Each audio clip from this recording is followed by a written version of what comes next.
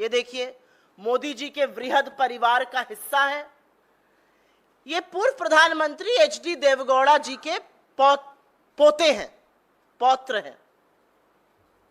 मोदी का परिवार वाले वृहद परिवार का भी हिस्सा है। 14 अप्रैल की ये फोटो है। 14 अप्रैल बमुश्किल 2 हफ्ते पहले की। ये जेडीएस से सांसद हैं, हासन से बीजेपी और जेडीएस के साझा उम्मीदवार हैं। 2 हफ्ते पहले जब मोदी इनके साथ मंच साझा कर रहे थे मैसूरू में, तो इनकी खूब तारीफ करी थी, इनकी पीठ ठोकी थी और इनके लिए वोट मांगा था। 14 अप्रैल को, इसी महीने की 14 तारीख को ये नेता देश से फरार हो चुके हैं। और अगर आप इनके जघन्य अपराधों को सुन लीजिएगा तो दिल दहल जाएगा। और एक औरत होते हुए थोड़ी बोलने में भी शर्म आती है। सैकड़ों महिलाओं का जीवन तहस नहस करने के बाद यह आदमी देश छोड़कर भाग गया है। इस आदमी के हजारों पॉर्न वीडियो वायरल हैं, हजारों पॉर्न वीडियो। और उस पॉर्न वीडियो में ये हर उम्र की औरत के साथ जोर जबरदस्ती करता हुआ दिख रहा है। ये हर उम्र की औरत का यौन शोषण करता हुआ दिख रहा है। पार्टी की सांसद है, जिला पंचायत की सदस्य है, यहां तक कि एक 63 साल की घर पे काम करने वाली महिला जो हाथ जोड़ के कह रही है ऐसा मत करो। यह रिकॉर्डिंग ये खुद करके, और एक पेन ड्राइव में इनकी सारी रिकॉर्डिंग मिली है। क्या मोदी जी इसकी दरिंदगी के बारे में जानते थे या अनभिज्ञ थे? नरेंद्र मोदी इसके यौन कृत्यों के बारे में पूरी तरह से जानते थे। उनको हर बात का पता था। उनको पता था कि इसके हजारों अश्लील पॉर्न वीडियो है जहां पर इसने औरतों के साथ जघन्य यौन उत्पीड़न का काम किया है, सैकड़ों औरतों की जिंदगी बर्बाद करी है, उसमें हर उम्र की महिला शामिल है। बुजुर्ग 63 साल की काम करने वाली घर पर से लेकर सांसदों और कार्यकर्ताओं तक सब पता था नरेंद्र मोदी को। सब पता था 14 अप्रैल को जब वो मिल रहे थे, सब पता था जब उसको अपना साझा उम्मीदवार बना रहे थे। दिसंबर 2023 में बीजेपी के ही एक नेता देवराज गौड़ा ने बीजेपी के शीर्ष नेतृत्व को, नरेंद्र मोदी, अमित शाह और जेपी नड्डा को यह चिट्ठी लिखी, प्रदेश अध्यक्ष को चिट्ठी लिखी और उन्होंने पेन ड्राइव के बारे में जानकारी दी, प्रज्वल रेवन्ना के यौन विचलन के बारे में जानकारी दी और कहा इस आदमी को उम्मीदवार मत बनाइएगा।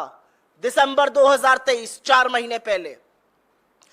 11 जनवरी 2024 को देवराज गौड़ा ने प्रज्वल के खिलाफ बीजेपी आला कमान को लिखा था। उसके बाद उन्होंने प्रेस वार्ता की, सार्वजनिक किया इस सारी बात को और बताया कि ऐसा आदमी है, इसके ये कुकृत्य है, ये बातें सामने आई हैं, इसको टिकट नहीं देना चाहिए, इसको उम्मीदवार नहीं बनाना चाहिए। पहले लिखा और उसके बाद बीजेपी के आला कमान को सूचित किया, प्रेस वार्ता की। उसके बाद फरवरी और मार्च में फर्जी चाणक्य, इस देश के गृह मंत्री अमित शाह कर्नाटक के दौरे पे जाते हैं, मैसूर पहुंचते हैं और तब पूर्व बीजेपी विधायक प्रीतम गौड़, पूर्व विधायक एटी रामास्वामी और कार्यकर्ताओं ने इस प्रज्वल रेवन्ना की उम्मीदवारी के खिलाफ उनको कहा और कहा ऐसे व्यक्ति को टिकट मत दीजिए, इसके यौन कुकृत्य के चर्चे बहुत फैले हुए हैं, इसने हर उम्र की औरत का शोषण किया है, इसके तमाम हजारों वीडियो पेन ड्राइव पर हैं, इसने सैकड़ों औरतों की जिंदगी तबाह करी है। मार्च तक अमित शाह से मिलकर बीजेपी के पूर्व विधायकों ने, उनके नेताओं ने मैसूरू में यह बात कही। तो अमित शाह और नरेंद्र मोदी सब कुछ जानते थे। वो जानते थे कि ये कैसे आदमी को उम्मीदवार बना रहे हैं, वो जानते थे ये कितना जघन्य अपराधी है और उसके बाद भी उन्होंने हासन की सीट से उसको अपना उम्मीदवार बनाया। कर्नाटका की महिला आयोग ने इस मामले का स्वतः संज्ञान लिया। जैसे ही उनके जानकारी में यह आया, उन्होंने एसपी को नोटिस जारी की और सीएम से इस भयावह घटना पर एसआईटी के गठन की मांग करी। अगले दिन एसआईटी गठित हुआ और जैसे ही एसआईटी गठित होता है, हासन का यह उम्मीदवार, नरेंद्र मोदी का चहेता, उनका दुलारा, उनके वृहद परिवार का हिस्सा, यह देश छोड़कर भाग जाता है। एसआईटी पूरी कोशिश कर रही है, एसआईटी हर संभव प्रयास कर रही है इसके प्रत्यार्पण का, कि भारत लाके इसकी जांच पूरी की जा सके। लेकिन आज सवाल यह है कि बेटी बचाओ, बेटी पढ़ाओ, नारी अभिवंदन, नारी शक्ति, महिला सम्मान, ये सब बातें फर्जी हैं, क्योंकि नरेंद्र मोदी जानते थे कि स्टेज पर खड़े हुए उनके बगल के इस व्यक्ति ने, उनके साझा उम्मीदवार ने क्या किया, वो सब जानते थे और उसके बाद भी उम्मीदवार बनाया। तो आज प्रधानमंत्री को इस बात का जवाब देना पड़ेगा कि किस हैसियत से, क्या सोचकर आपने इतने घिनौने दरिंदे को अपना साझा उम्मीदवार बनाया। और हर बार आप महिलाओं के खिलाफ अपराध करने वालों के साथ ही क्यों खड़े होते हैं। प्रधानमंत्री चुप रहेंगे, देश की महिला बाल विकास मंत्री, जैसा कि आप सब जानते हैं, मौन धारण कर लेती हैं। महिला सुरक्षा, महिला अपराध का कोई भी मुद्दा हो, वो सिर्फ एक मुद्दे पर बोलती है और वो आप सब मुझसे बेहतर जानते हैं। और देश का महिला आयोग, रेखा शर्मा, जो चश्मा उतारेंगी नहीं, क्योंकि चश्मे से बीजेपी और घटक दल के कोई अपराध नजर नहीं आते, उनको तो मानो सांप सूंघ गया है। नोटिस पे नोटिस, नोटिस पे नोटिस, नोटिस पे नोटिस भेजेंगी विपक्ष को, लेकिन भाजपा के कुकृत्यों को, भाजपा के घटक दलों के कुकृत्यों को, इतने जघन्य अपराधी का कोई संज्ञान नहीं लिया जाएगा।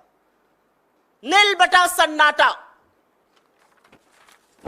तो अगर इस दरिंदे से घिन आती है, उससे ज्यादा घिन उन लोगों से आती है जो इसको संरक्षण देते हैं। लेकिन क्या ऐसा पहली बार हुआ है?